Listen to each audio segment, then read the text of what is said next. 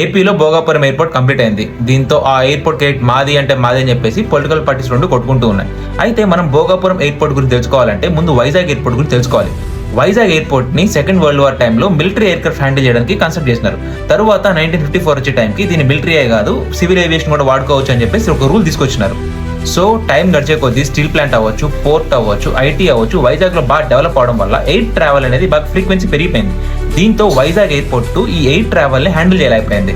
దీంతో 2005 లో doctor YS Rajasekhara Reddy గారు వైజాగ్ ఒక గ్రీన్ ఫీల్డ్ ఎయిర్పోర్ట్ అవసరం అని చెప్పేసి అఫీషియల్స్ తో ఒక ప్రపోజల్ తయారు చేయమని చెప్పారు.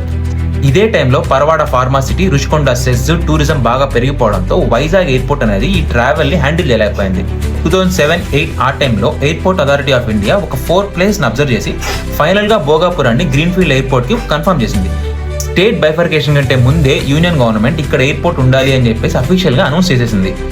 స్టేట్ డివైడ్ అయ్యాక సీఎం చంద్రబాబు నాయుడు గారు భోగాపురం ఎయిర్పోర్ట్ ని దాదాపు 15,000 ఎకరాల్లో కట్టాలని చెప్పేసి Bhogapuram international airport corporation limited అని చెప్పేసి స్టార్ట్ చేసినారు. ఇంత రేంజ్ లో ల్యాండ్ పూలింగ్ చేయాలి అంటే గవర్నమెంట్ కొన్ని ప్రాబ్లమ్స్ వచ్చినాయి. ఒక సైడ్ నుంచి ఫార్మర్స్ ప్రొటెస్ట్ చేస్తున్నారు, ఇంకో సైడ్ నుంచి అపోజిషన్ పార్టీస్ అయిన వైఎస్ఆర్సీపీ అండ్ జనసేన దీన్ని అపోజ్ చేయడం స్టార్ట్ చేసినారు. దీంతో హైకోర్టులో కేసులు పడినాయి. దీనివల్ల ఎయిర్పోర్ట్ అనేది ముందుకు కదలలేదు. లాస్ట్ కి 2,700 ఎకరాల్లో ఈ ఎయిర్పోర్ట్ ని కడదామని చెప్పి సీఎం చంద్రబాబు నాయుడు గారు ఫిబ్రవరి 2019 లో దీనికి శంకుస్థాపన చేశారు. 2019 ఎలక్షన్స్ తర్వాత జగన్మోహన్ రెడ్డి గారు ఈ ఎయిర్పోర్ట్ కి 2,700 ఏకర్స్ అవసరం లేదు, 2,200 ఏకర్స్ సరిపోతుందని చెప్పేసి 2,200 ఏకర్స్ లో ఈ ఎయిర్పోర్ట్ ని బిల్డ్ చేయడం స్టార్ట్ చేసినారు. 2024 ఎలక్షన్స్ తర్వాత సిబిఎన్ గారు రిమైనింగ్ వర్క్ ని కంప్లీట్ చేశారు. సో ఈ ఎయిర్పోర్ట్ అనేది ఏ ఒక్క పొలిటీషియన్, ఏ ఒక్క పార్టీ కష్టపడితే రాలేదు. ప్రతి పార్టీ ఎంతో కొంత కాంట్రిబ్యూట్ చేస్తేనే ఈ రోజు మనకి భోగాపురం ఇంటర్నేషనల్ ఎయిర్పోర్ట్ అనేది స్టార్ట్ అయింది. ఒక పార్టీ పవర్లో ఉన్నప్పుడు స్టేట్ ని డెవలప్ చేయడం ఆ పార్టీ యొక్క రెస్పాన్సిబిలిటీ అండ్ డ్యూటీ.